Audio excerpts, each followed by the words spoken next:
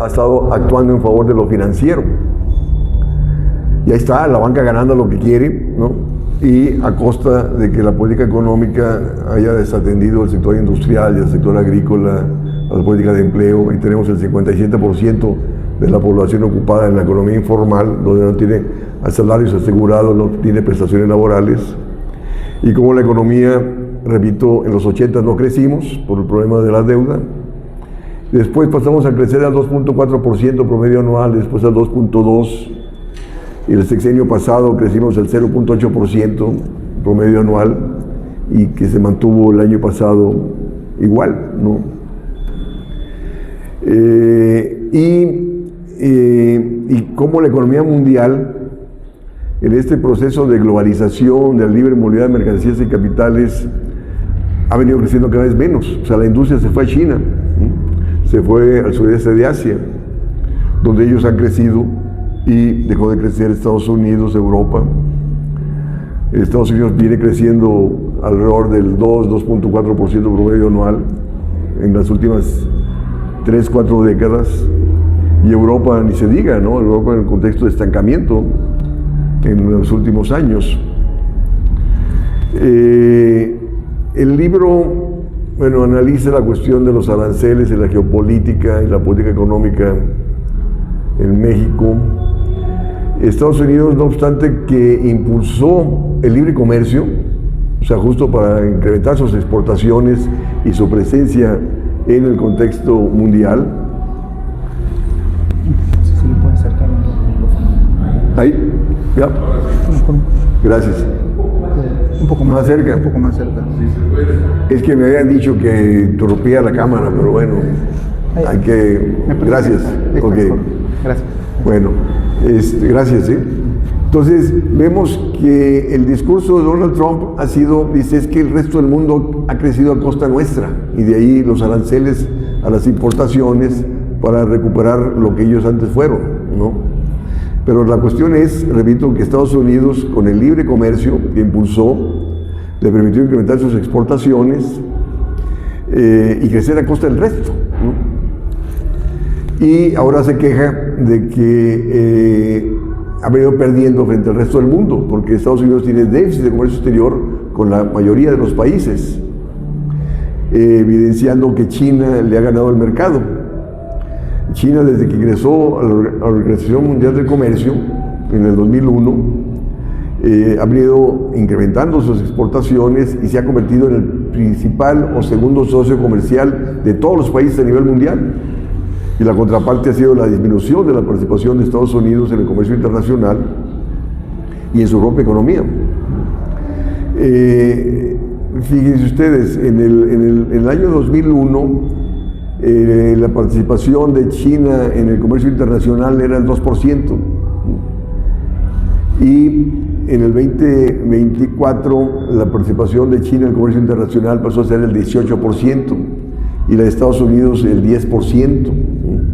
Es decir, como Estados Unidos ha sido desplazado del comercio internacional por China, y China llegó a ser el principal socio comercial de Estados Unidos, hasta le quitó mercado a la producción norteamericana en su propio mercado, ¿no? Y el principal déficit de comercio exterior de Estados Unidos era con China, ¿no? Hasta el 2024. ¿No? Entonces, de ahí que los aranceles se han establecido sobre todo a China, pero solamente, bueno, a todas las economías a nivel mundial. Repito, en la perspectiva de Estados Unidos de frenar estas importaciones para impulsar su dinámica industrial, la dinámica de empleo, de disminuir sus déficits de comercio exterior. Pero resulta que estamos viendo que ha utilizado los aranceles no solamente como herramienta económica, sino también como herramienta política. Es decir, ahí están los aranceles de los países BRICS. Es decir, aquellos que no utilicen el dólar van a ser sancionados, ¿no? Con fuertes aranceles. Aquellos que compren petróleo a Rusia, aranceles del 50%. ¿No? Y le ha obligado a México a poner aranceles a China, justo para frenar la presencia de China en México y en América Latina. O sea, la invasión de Estados Unidos a Venezuela, pues es en el sentido que Rusia ha estado abasteciéndose de petróleo de Venezuela. Y China tiene fuerte presencia en Perú, en la industria minera. Y luego también sacó a China del acuerdo que había llegado con el gobierno de Panamá con respecto al uso nacional. Y de hecho, a propósito de esto, también está presionando al gobierno de Perú para que disminuya la presencia de China en los minerales que está explotando en Perú. Y ante el bloqueo de que le refrenan el uso del canal de Panamá a China, fíjense lo que China está haciendo, ¿no? Están desarrollando un tren que va de Perú a Brasil para a partir de Brasil exportar a China. Y fíjense ustedes, ¿no? A pesar de los fuertes aranceles que Estados Unidos ha establecido a China, sí ha disminuido el déficit de comercio exterior que Estados Unidos tiene con China. Pero el déficit de comercio exterior de Estados Unidos se incrementó en el 2025 en relación al 2024. Evidenciando aquí, porque los aranceles en sí son buenos para avanzar en la sustitución de importaciones. Pero para avanzar en la sustitución de importaciones, esos aranceles tienen que estar acompañados de una política industrial.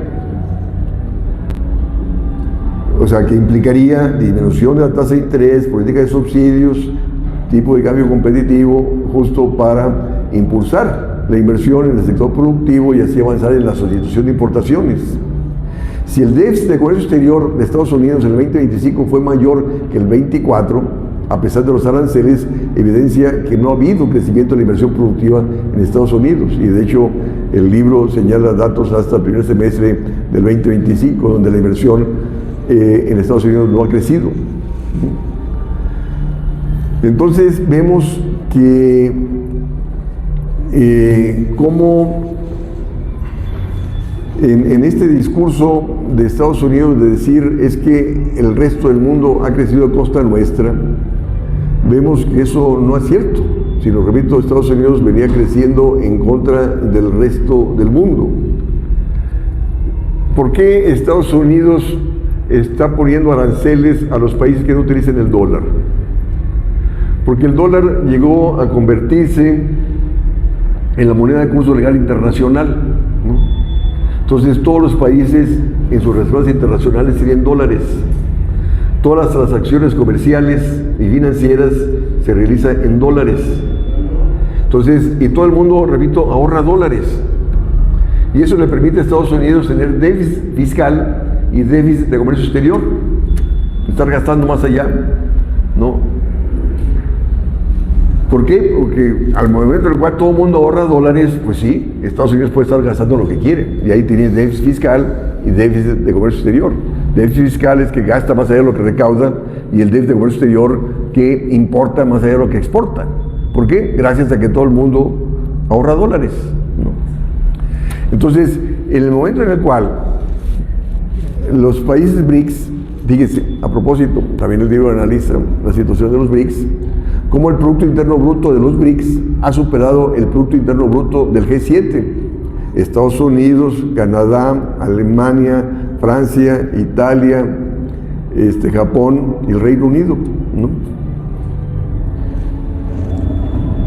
Entonces ha habido un cambio de la geopolítica económica a nivel internacional. Entonces de ahí que los países BRICS están comercializando sus productos con sus monedas, ¿no? Ya no están utilizando el dólar. Y la cuestión es, que lógico, dice, un impuesto del 50% si no utilizan el dólar, porque para Estados Unidos es importante que se siga usando el dólar para seguir gastando y creciendo a costa del resto del mundo, ¿no? ¿Cuál es la situación actual en el Medio Oriente? ¿Qué ha dicho Irán? Van a pasar los barcos petroleros siempre y cuando se negocie en yuanes, en la moneda china, y ya no en dólares. Pues lógico, se lo viene a tirar el negocio de Estados Unidos. Si Estados Unidos invadió Irak hace años, fue porque Hussein había dicho que iba a comercializar el petróleo en el euro, ¿no? Y no en dólares. Entonces de ahí invadió Irak y mató a Saddam Hussein. Y ahora está preocupadísimo Donald Trump con respecto a la posición de los iraníes.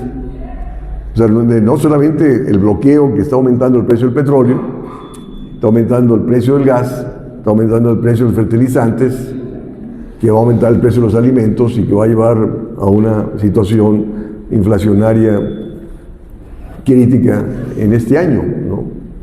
Donde no solamente ha anunciado de que va a mandar marines, sino también está llamando a todos los países de la OTAN a que participen, ¿no? Y de hecho hoy leía en el periódico que hay un montón ya de países que van a mandar sus barcos y les va a ir como en feria, porque Irán se ha preparado justo para evitar seguir manteniendo el bloqueo si Estados Unidos no se retira de dicha área, ¿no? Porque la cuestión es que ahorita los mismos países petroleros, ya me estoy yendo más allá del libro,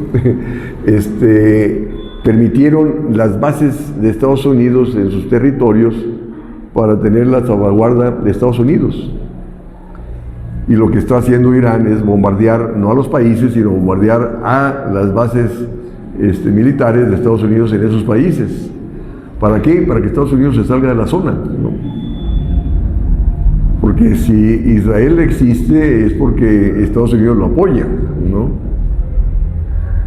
Israel ha estado siempre en contra de Irán, ¿no? Y vemos que todos los países, el resto de los países del Medio Oriente están subordinados a Estados Unidos. Pero en el momento en el cual Estados Unidos no los está protegiendo, pues lógico, le van a pensar dos veces, se siguen permitiendo la presencia de Estados Unidos en sus países, ¿no?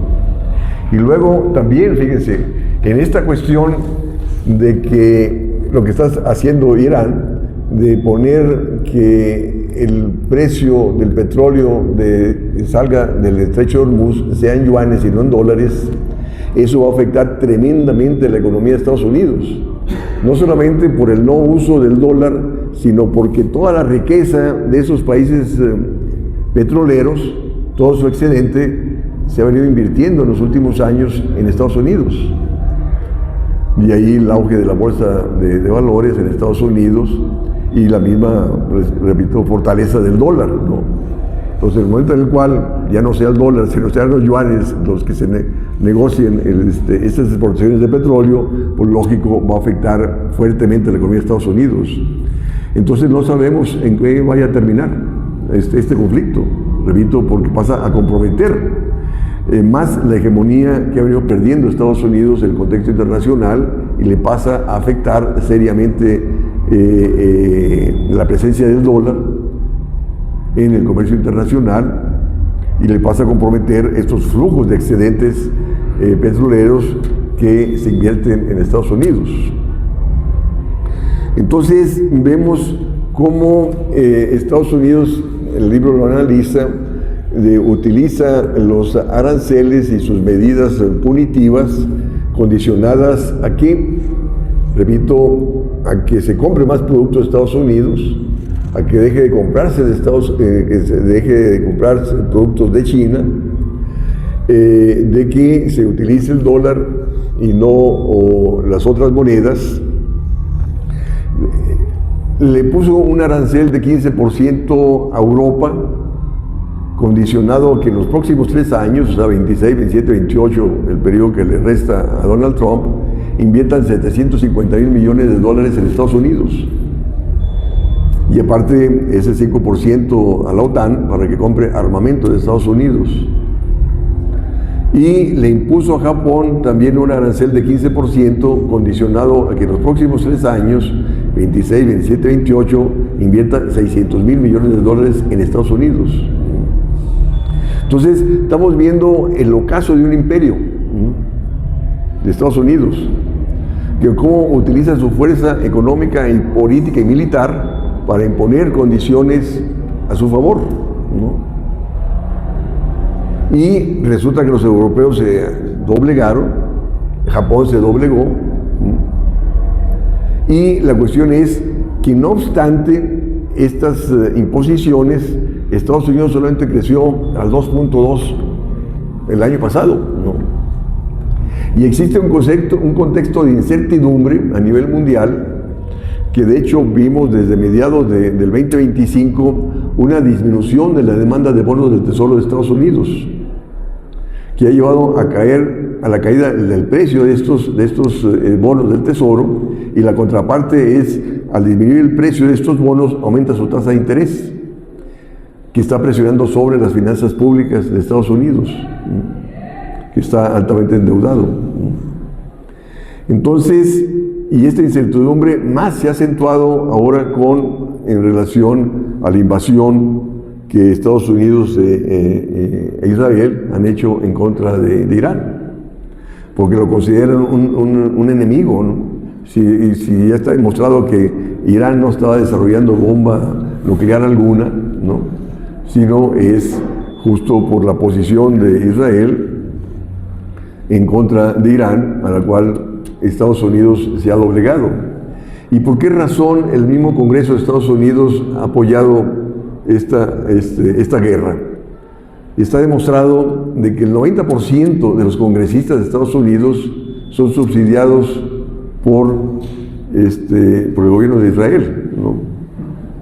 Por los sionistas, ¿no? Tanto republicanos como demócratas, ¿no? Y está también el caso de Epstein, que no sabemos cuántos videos tenga Netanyahu de Donald Trump, en el sentido que también viene por ahí el chantaje de que tiene que participar junto con ellos en contra de Irán, para no hacer públicos esos videos de Epstein, ¿no? Porque Epstein era agente de Israel, ¿no? Entonces vemos cómo la geopolítica, la política sucia en la cual los congresistas del gobierno de Estados Unidos está involucrado, y más allá, ¿no?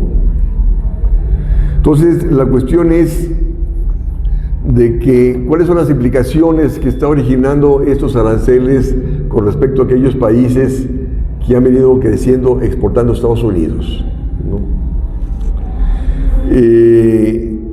Y la cuestión es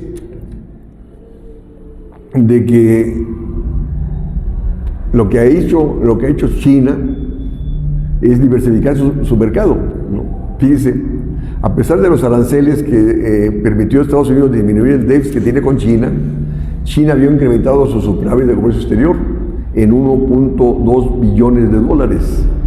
¿Por qué? Porque tiene la capacidad de diversificar su mercado, y mantuvo un crecimiento de 5% el año pasado, a pesar de sus aranceles. Y repito, aranceles que Estados Unidos tuvo un crecimiento de 2.2 el año pasado. Ahora, pero resulta que no todos los países tenemos la capacidad de producción y de competitividad de China, ¿no? O sea, muchos países van a ver disminuidas sus exportaciones y por lo tanto van a ver incrementados sus déficits de comercio exterior, van a ver frenada su actividad económica y van a ver van a tener dificultades para cubrir el pago del servicio de su deuda al caer las exportaciones. Y México ha sido visto como que ha sido bien tratado por los aranceles en el 2025 con Estados Unidos.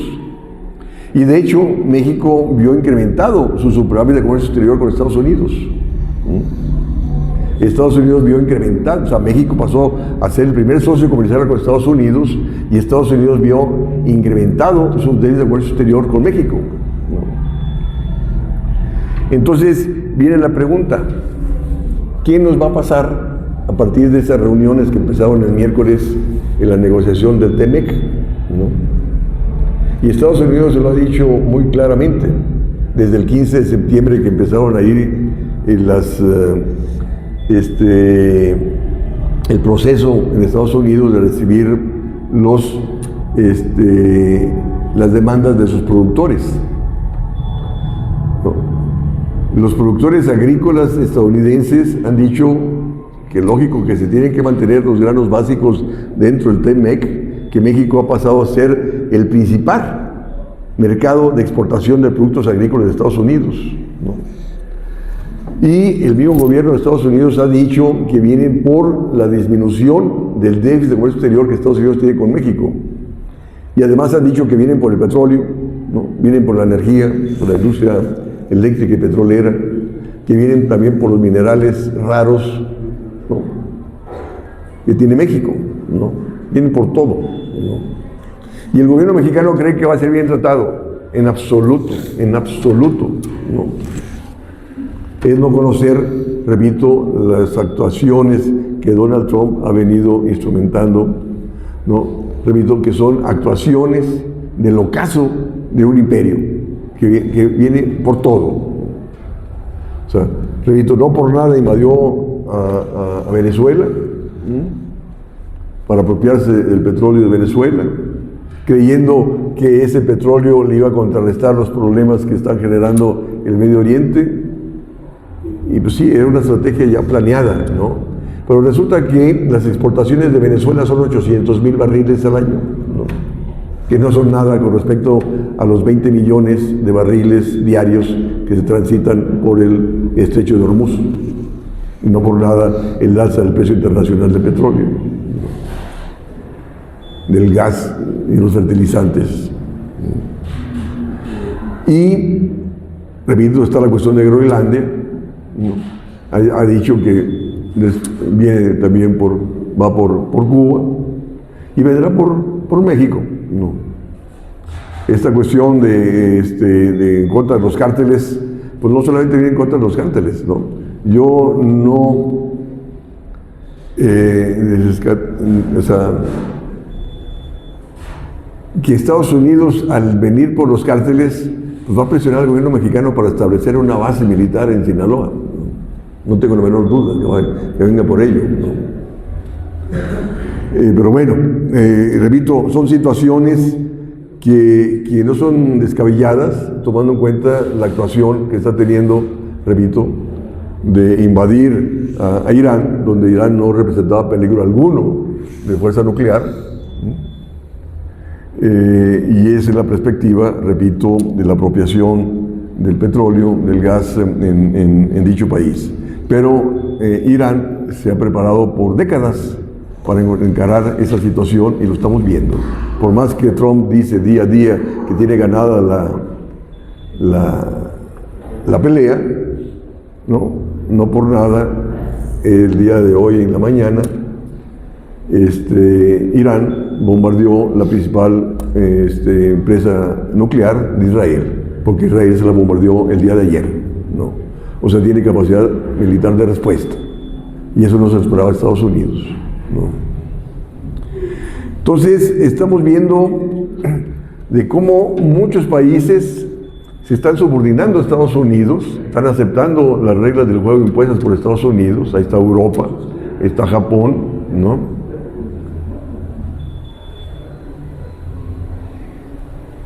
Y viene la pregunta, ¿no? México pues se está subordinando a los Estados Unidos. Ahí está, le dejó de exportar petróleo a Cuba, ¿no? ¿Para qué? Para ser bien visto por Estados Unidos, para recibir buen trato en las negociaciones del TMEC, pero no va a recibir buen trato en las negociaciones del TMEC, repito. Está Estados Unidos porque le compre más y le venda menos, ¿no? Ya le impuso a México poner aranceles a China, y México no tiene la tecnología para sustituir importaciones de los productos provenientes de China, ¿no? Era para haber negociado, ¿no? Así como Estados Unidos dice, no, si no quieres aranceles, invierte en mi país, ¿no? Y la situación que le impuso a Europa, que le impuso a Japón, ¿no? Y aún así le mantuvo aranceles de 15%. Entonces, ¿por qué México no negoció igual con los chinos? Ok, te bajo los aranceles y vienes a avanzar en la sustitución de importaciones aquí. No. ¿Por qué? Porque Estados Unidos no quiere la presencia de China aquí. Entonces, se pasa a evidenciar de aquí que hemos perdido manejo soberano de la política económica, ¿no? Estamos subordinados a los lineamientos de Estados Unidos. ¿Qué dijo el secretario de Economía, Ebrard, la semana pasada? Dice, ya no somos un país, somos un bloque. Por favor, carajo, no. Entonces lo que Estados Unidos diga es lo que tú vas a hacer, actuando como bloque. Y tu manejo soberano, ¿dónde quedó? No. Y luego también dijo la semana pasada, dijo, ahora, dice, antes importábamos barato viniendo de donde viniese. Dice, ahora no. Dice, vamos a comprar, ¿no?, aunque se resulte caro, de la región. Bueno, compra lo caro del país, ¿no? Porque hemos venido comprando barato de Estados Unidos, los granos básicos, ¿no? Y aparte con el dólar barato, pues se abaratan esas importaciones. ¿A costa de qué? De estar relegando a los productores nacionales, de estar incrementando importaciones.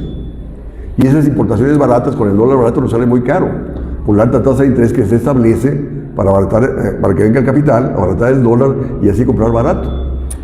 Y esa compra barata con importaciones, repito, nos está llevando a tener menos industria, menos agricultura, a perder la autosuficiencia alimentaria de granos básicos, y a que esa alta tasa de interés me esté frenando la inversión, me está incrementando el costo del servicio de la deuda, tanto pública como de las empresas de las familias, ¿no? Y por lo tanto a tener menor capacidad de gasto y de inversión y de crecimiento económico, ¿no? Y también dijo el secretario de Economía la semana pasada, dijo, hemos establecido 777 aranceles a las importaciones chinas que venían con precios irrisorios. Bueno, vienen a precios irrisorios los granos básicos, pues pone aranceles a los granos básicos provenientes de Estados Unidos para proteger a los productores nacionales. Pero no, eso no pasa por la mente de ellos, ¿no? Quieren disminuir la inflación a costa de importaciones que vienen desplazando a los productores nacionales, y de ahí que tenemos menos crecimiento económico, menos generación de empleo, mayor informalidad y mayor pobreza, que se traduce en mayor delincuencia que se vive a lo largo y ancho del país, evidenciando que no tenemos proyecto de nación alguno, ¿no?, en favor de los productores nacionales. Entonces vemos de que Estados Unidos, repito, va a obligar a México a comprarle más, que de hecho ya está aconteciendo, y a venderle menos. De hecho, en un artículo de estos semanales que escribo en la Jornada de Oriente, coloco que en el mes de diciembre del 2025 disminuyó significativamente el superávit que México tiene con Estados Unidos, porque México ya pasó a comprarle más y a venderle menos a Estados Unidos, ¿no? El dato reciente, repito, de diciembre del 2025. Y esa tendencia va a seguir, ¿no?, por las imposiciones de Estados Unidos. Y luego más ahora con estas revisiones que ya se están dando, ¿no? Y no tenemos plan B, ni C, ni D, ninguno, ¿no?, para contrastar esta situación. Si te van a caer las exportaciones, pues ¿qué tienes que hacer para mantener tu dinámica económica? Pues tendrías que dinamizar el mercado interno, ¿no? ¿Cómo vas a dinamizar el mercado interno si el gobierno está con su política de austeridad fiscal, de recortes presupuestales? ¿Cómo vas a dinamizar el mercado interno con esa alta tasa de interés que mantiene el Banco de México de 7% y que la banca comercial te cobra el doble o el triple o mucho más? Está cayendo el consumo, está cayendo la inversión privada, ¿no?, está cayendo la inversión pública, ¿no? Repito, ahí está el déficit de comercio exterior que México tiene. Tenemos que operar con Estados Unidos, pero tenemos un déficit tremendo con China, con Europa, con el resto de Asia. Y al caerte las exportaciones de Estados Unidos, repito, tú tendrías que te va a afectar más la dinámica económica.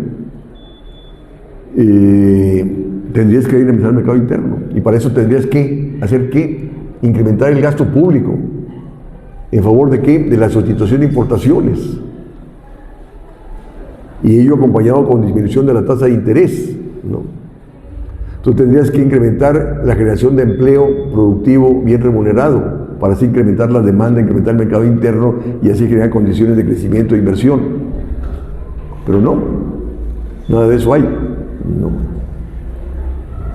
Resulta que para poder, hablábamos recién ahorita con el ingeniero Villa de la Convención Bancaria, que te hablan de que van a aumentar la disponibilidad de créditos al 48% para el 2030.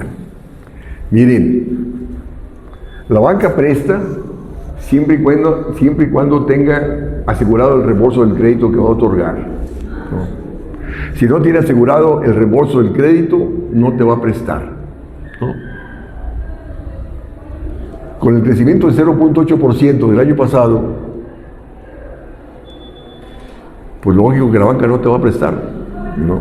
No hay perspectiva de crecimiento, ¿no? Fíjense ustedes, repito, México el año pasado, 2025, pasó a ser el principal socio comercial de Estados Unidos. México vio incrementado su superávit de comercio exterior con Estados Unidos. ¿Y por qué la economía mexicana no creció? Porque solamente creció el 0.8%. Quien se favorece de ese libre comercio son las empresas transnacionales, ¿no? Y ellas no generan efecto multiplicador interno en favor de la producción nacional, porque trabajan con un alto componente importado, proveniente de China, de Asia o del propio Estados Unidos. No genera mayor dinámica nacional. Y luego también, en un contexto de economía abierta con dólar barato, ¿no?, el empleo que generan se traduce en mayor demanda de productos que pues, importados, ¿no? ¿A dónde vamos a comprar? Pues a Walmart, donde la mayor parte de los productos son importados, ¿no?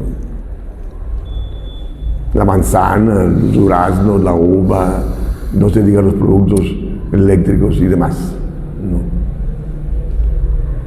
Entonces, esta política de economía abierta, de cero aranceles a Estados Unidos y dólar barato, pues lleva a que lo que entra se recicla vía importaciones, ¿no? Y de ahí que no haya dinámica económica, ¿no? Y las que ganan con esas exportaciones, repito, son las empresas transnacionales, ¿no? Entonces, la cuestión es de que, no sé cuánto tiempo lleva, bueno, tengo que ir recortando. ¿Cómo encarar esta situación? Pues lógico que hay que cambiar la política económica causante del no crecimiento de la economía mexicana. Nadie, o sea, todo el mundo apuesta al TEMEC. ¿Cómo vas a apostar al TEMEC si Estados Unidos está con aranceles, ¿no? Si Estados Unidos no está creciendo, es una economía en declive, ¿no? La economía mundial está en declive, Europa no está creciendo, Japón tampoco, ¿no? Hay una desaceleración del comercio internacional, ¿no? Y ante los aranceles de Estados Unidos, muchos países están respondiendo con aranceles, ¿no? Entonces, más difícil va a ser incrementar exportaciones, crecer en torno al mercado externo. Porque cuando crecieron las exportaciones, repito, la economía mexicana no creció, creció muy poco. Y ahora no está creciendo en los últimos 8 años, ¿no? Entonces tú tienes que cambiar tu estrategia en torno a ¿qué? A la sustitución de importaciones. Si estamos importando el 37% del Producto Interno Bruto, pues implica un potencial tremendo para crecer vía sustitución de importaciones. México creció vía sustitución de importaciones a partir del 47. Crecimos al 6.4% promedio anual hasta el 81, ¿no? Y dejamos de crecer cuando se abrió la economía. Lo mismo le pasó a Estados Unidos, ¿no? Lo mismo le pasó a Europa, ¿no? Y para crecer en torno al mercado interno en la sustitución de importaciones implica ¿qué? Políticas proteccionistas, políticas arancelarias, implica bajas tasas de interés, implica incremento de gasto público para dinamizar el mercado interno. Y resulta que, de hecho, el libro empieza con el capítulo 1, que es la política monetaria, donde hago toda una crítica a la autonomía del Banco Central. Todo el mundo defiende la autonomía del Banco Central. Y dicen, es para que no tenga injerencia de decisiones políticas. La mera autonomía del Banco Central fue una decisión política. ¿En favor de quién? Del sector financiero. Y es el que viene ganando, ¿no? Al ser autónomo el Banco Central, deja de comprometerse con las demandas democráticas del país. Se relegaron los objetivos de crecimiento de pleno empleo.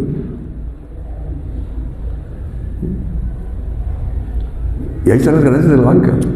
Decíamos como el presidente de la Asociación de Bancos de México dijo el jueves pasado, antier, de que sus ganancias fueron 300,000 millones de pesos el año pasado, que representaron el 1% del Producto Interno Bruto. Dice, oye, vato, pero la economía mexicana solamente creció el 0.8%, ¿no? ¿Cómo tus ganancias representaban el 1% del PIB? Pues sí, ¿a costa de qué? De estar descapitalizando a los deudores. Llámese sector público, llámese empresas, llámese familias. ¿No? Con esa alta tasa de interés, gana la banca. ¿A costa de qué? De que los deudores tienen que disminuir con su inversión para poder pagar esa deuda y estar enriqueciendo a la banca. ¿Por qué el gobierno o el Congreso no regula al sector bancario como estuvo regulado en los 40, 50, 60 y 70, donde había cajones crediticios? ¿No? Había cajones crediticios donde cierto porcentaje iba a los créditos al sector agrícola, a la industria, y dentro de la industria a tales y tales cuales ramas, ¿no? Y no, pasamos a un contexto de liberalización del sector bancario, donde hace lo que quiere y gana lo que quiere. También decía hace rato que en un evento que organicé en la Facultad de Economía el jueves con los productores de granos básicos, un conferencista dijo que el crédito que se otorga al sector agrícola representa el 1.4% del total de créditos que otorga la banca comercial. Pues lógico, pues qué campo podemos tener, ¿no? Con esa alta tasa de interés y con la no disponibilidad de créditos del sector agrícola. La banca tiene que ser regulada, ¿no? ¿Qué hizo Roosevelt en el 33, cuando pasó a ser presidente de Estados Unidos? Pues las políticas del New Deal, subordinar lo financiero en favor de lo productivo, en favor del pleno empleo. ¿No? Mientras no subordines al sector financiero en favor del sector productivo, no hay condición alguna de crecimiento económico. Entonces, no se puede mantener un banco central autónomo, ¿no?, donde gana el sector financiero, y la banca es totalmente disfuncional al crecimiento económico. El mismo director de Banco de México, Rodrigo Gómez y Gómez, que fue gobernador del Banco de México de 1958 a 1970, hizo del Banco de México una banca de desarrollo, donde la economía mexicana creció, repito, al 6.4% promedio anual, con una inflación de 3% promedio anual. En cambio ahora se baja la inflación al 3%, ya está en 4%, y la economía mexicana crece al 0.8% promedio anual.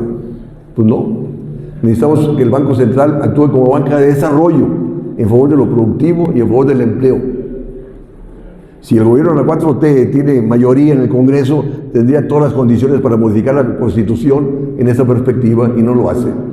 Si no le pide, dice, un logro, ahora que vamos a pagar con tarjeta los peajes y ¿qué más? Las casetas. Sí, las casetas y las gasolineras, por un carajo, ¿no? Y le aplauden por un carajo, ¿no?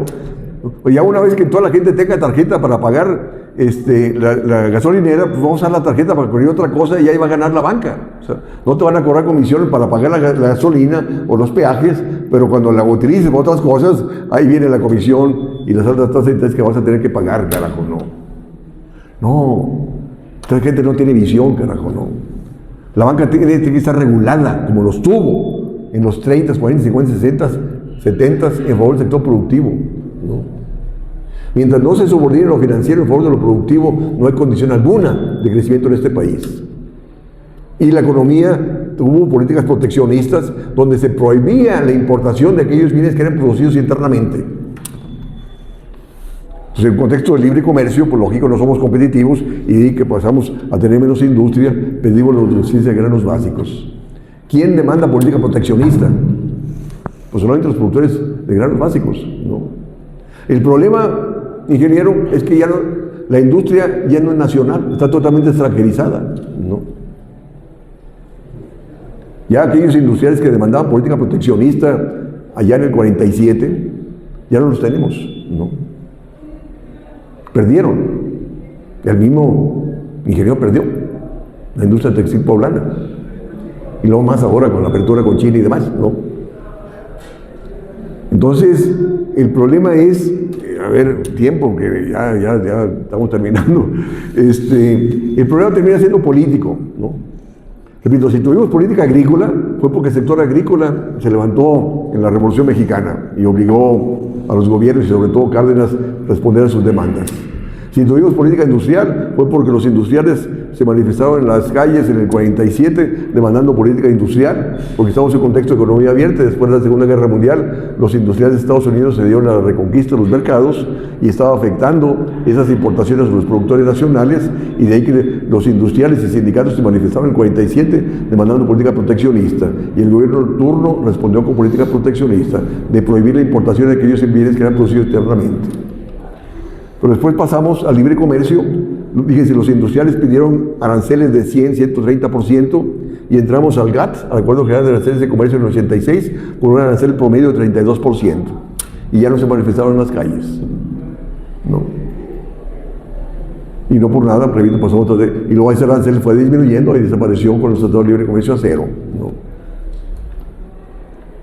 Y ningún partido político defiende proyecto de nación alguno. Ningún partido político se pronuncia por una política industrial o por una política agrícola o por una política de empleo, ¿no? Que este año vamos a una crisis significativa, no tengo la menor duda. ¿Y el gobierno qué va a decir? No, fue culpa de la guerra de Estados Unidos e Israel en contra de Irán. No, la culpa es nuestra, porque no hemos avanzado en la autosuficiencia de granos básicos, no hemos avanzado en la autosuficiencia de gas, importamos el 70% del gas que consumimos, ¿no? Éramos autosuficientes en granos básicos, dejamos de serlo con los tratados de libre comercio, con el dólar barato, ¿no? Es decir, hemos pasado a un contexto de alta vulnerabilidad, donde la economía mexicana se sustenta vía entrada de capitales. Y esa entrada de capitales nos resulta muy cara por la alta tasa de interés que hay que ofrecerles para que vengan, ¿no?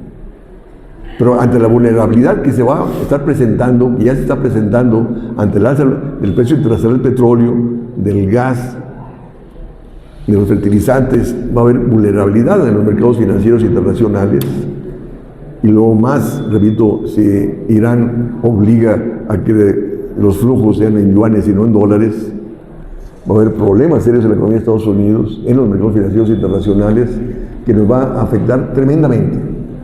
Y el gobierno, el Banco de México sigue con altas tasas de interés, el gobierno sigue con austeridad fiscal, con recortes presupuestales, y no tenemos margen alguno de tener política económica para impulsar la agricultura, la sustitución de importaciones, impulsar el sector manufacturero, impulsar la generación de empleos productivos bien remunerados, y Dios nos agarre confesados. Muchas gracias.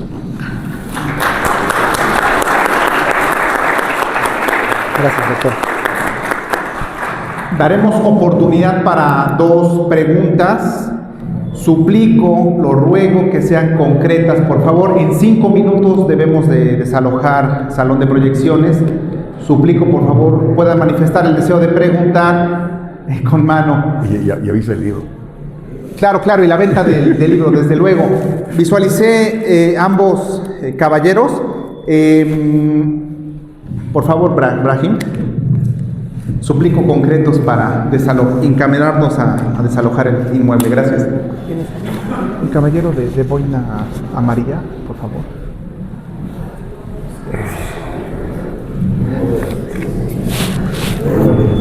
Sí, buenas tardes. Es que nada, felicitarle, muy buena su exposición acerca de la política. ¿Tu nombre? ¿Su nombre, perdón? Soy el doctor X. ¿Perdón? Doctor X. Muy bien, gracias. Efectivamente, lo que usted comenta, y estoy totalmente de acuerdo, la economía en México no ha crecido como se espera, ya que las tasas de interés para los ahorradores ha bajado más del 50%. Sin embargo, las tasas de interés que cobran a la población ha aumentado. Y esto ha venido ocurriendo a partir de que el gobierno de Trump entró en vigencia. Empresas movilizadoras de capitales como BlackRock amenazan con no devolver los capitales a los inversores. Y una prueba del problema económico que tenemos en México es pues ya no son socios en las empresas de Banamex.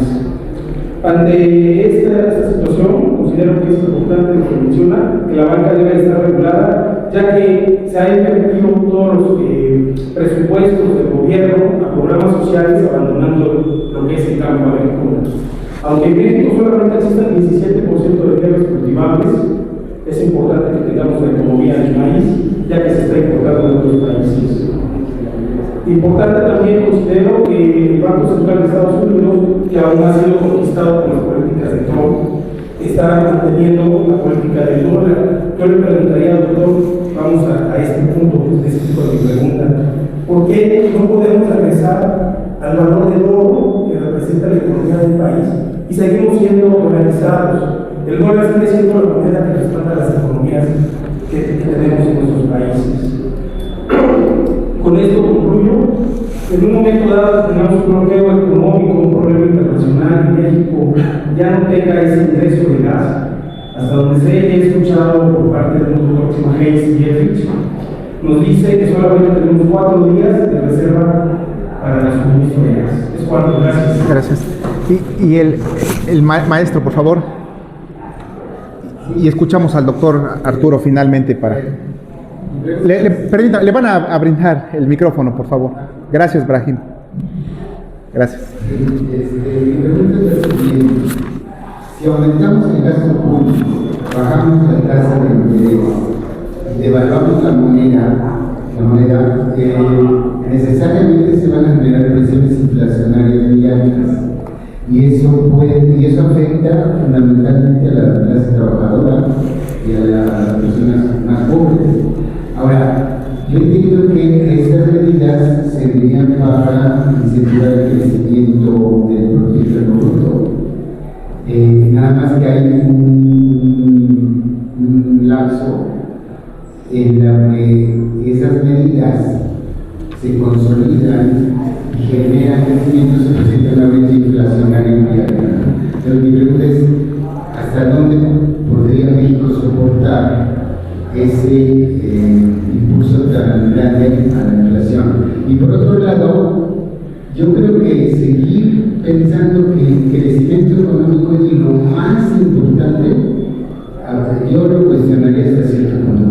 Estoy cierto de que es importante crecer, pero también es muy importante distribuir, porque hemos tenido periodos, incluso los que tú mencionas de 40 a 70, donde hubo un importantísimo crecimiento económico y un alto índice de pobreza. Más del 50% en ese periodo estaba en situación de pobreza. ¿Algunos comentarios, doctor? Sí, mira, el planteamiento convencional señala lo que tú dijiste, de que el déficit público es malo, la baja tasa de interés es mala, la devaluación es mala, y la cuestión es de que estamos con la austeridad fiscal, con alta tasa de interés, con estabilidad del tipo de cambio, y estamos peor, ¿no? Hay más pobres hoy en día, ¿no? Quien se beneficia de la estabilidad de la moneda es el sector financiero.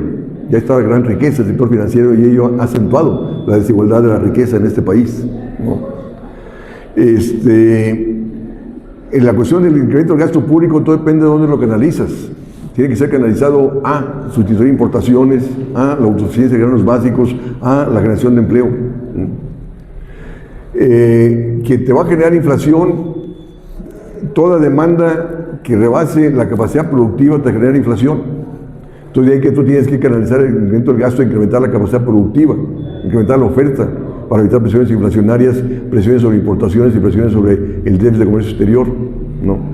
Es mejor condiciones de crecimiento económico con empleo, con inflación, porque así el que tenga empleo va a poder sortear los problemas inflacionarios. A diferencia de que los gobiernos actuales y de hace décadas vienen privilegiando la baja inflación, aumentando el desempleo. ¿De qué le sirve el desempleado la baja inflación si no tiene ingresos para consumir absolutamente nada, ¿no? Y la cuestión es de que para poder crecer hay que distribuir. La distribución del ingreso te incrementa demanda y por lo tanto eso te va a estimular el crecimiento de la inversión productiva para satisfacer esa demanda, ¿no? Ahora, la cuestión del oro, el oro es una mercancía, ¿no? Tú no puedes vincular tu moneda a una mercancía, ¿no? Imagínate hoy en día, con el precio del oro que está ahí, te tendría que reducir totalmente la oferta monetaria porque no tendrías condiciones para asegurar la convertibilidad de tu moneda con respecto al oro, ¿no? Es decir, la fortaleza de una economía no la da la moneda, carajo, no le da la estabilidad a la moneda. ¿De qué se sirve el peso fuerte si la economía mexicana no crece? ¿No? La fortaleza de una economía la da su desarrollo de fuerzas productivas. Tenemos menos desarrollo de fuerzas productivas hoy en día a pesar de ese peso fuerte. Ese peso fuerte, ese peso vinculado al dólar, repito, nos ha llevado a que las importaciones baratas estén desplazando la producción nacional, de ahí que tenemos menos industria, menos agricultura, menos empleo, menos salarios, ¿no? Y las políticas de distribución de ingresos el ingreso no se distribuye con las políticas sociales como decía el gobierno, porque el presidente anterior decía, no, es que estamos impulsando el desarrollo económico con las políticas sociales. En absoluto, carajo. Si hubiera habido distribución del ingreso, hubiera incrementado la demanda, hubiera incrementado la actividad económica, ¿no? El 70% de la población ocupada en este país recibe hasta 2 salarios mínimos. Ha disminuido el número de trabajadores que ganan arriba de 2 salarios mínimos. Se ha depauperado la estructura salarial. Y la cuestión esa del BlackRock está evidenciando efectivamente los problemas del sistema financiero internacional que nos van a llegar, no tengo la menor duda, ¿no? Y no por nada están apareciendo un montón ahí de empresas financieras fraudulentas, ¿no? Y más van a aparecer ante el recrudecimiento de los problemas que estamos enfrentando. Y repito, y el gobierno nos ha tomado, o sea, el gobierno tiene que gastar lo suficiente, ¿no? Repito, para satisfacer las demandas nacionales, ¿no? Y tiene que gastarlo, repito, en favor de lo productivo, en favor del empleo, y no estar... Eso, que el presupuesto a los trenes ha aumentado tremendamente. Oye, pero espérate, vato. Ahí está todo lo que importamos de granos básicos, ¿no? ¿Por qué no tienes una política agrícola? ¿Por qué no favoreces el sector agrícola? Trenes, ¿para qué? Para estar facilitando las importaciones, por favor, ¿no? O sea, hay que tener política industrial, política agrícola, ¿no? Y luego el otro vato, que el Tren Maya, ahí está totalmente subutilizado, carajo, ¿no? Había problemas importantes que encarar, ¿no? En torno a la crisis 2020. Quebraron 400,000 empresas en 18 meses, ¿no? Y era para haber apoyado a esas empresas. Un gobierno tiene que apoyar las plantas generadoras de riqueza y generadoras de empleo. Y las dejamos quebrar. Ahí está, repito, el alto porcentaje de población subocupada en la economía informal que se traduce en la delincuencia y la violencia que se vive en el país. Bueno, muchas gracias. Muy amable, doctor. Gracias. Ya nos excedimos. Afuera podremos vender Sí, el libro. claro, Aquí ya claro. no. Aquí de plano ya no, ¿verdad? Sí, Claro, claro. a nombre de la Vicerrectoría de Gestión y Difusión de la Cultura, le entrego el presente reconocimiento a Arturo Huerta. Muchas gracias, muy amable. Gracias. Muchas gracias. Continuamos con las actividades de la Feria Nacional del Libro, de la 39ª Feria. Y a continuación, en este espacio, se presenta el poemario Bajo el papel de Joaquín Cerezo, pero siguen las actividades y el libro va a estar a la venta y también para firmar y autorizar. Para quien interese, pues. Gracias. Gracias. Gracias. Gracias, muy amable, muy amable. Uy. Gracias por su apoyo, ¿eh?